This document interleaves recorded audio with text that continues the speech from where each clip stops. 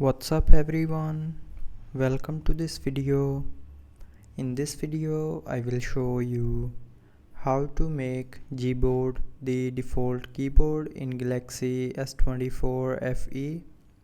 So first of all, open settings.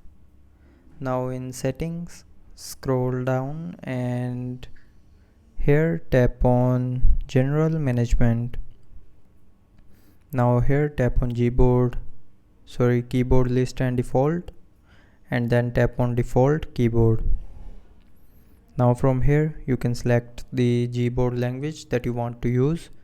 So here I'm going to choose English Gboard, and after that the Gboard will become the default keyboard in your phone. So that's how you can make the Gboard the default keyboard in your Galaxy S24 FE. So I hope you liked the video. Thanks for watching.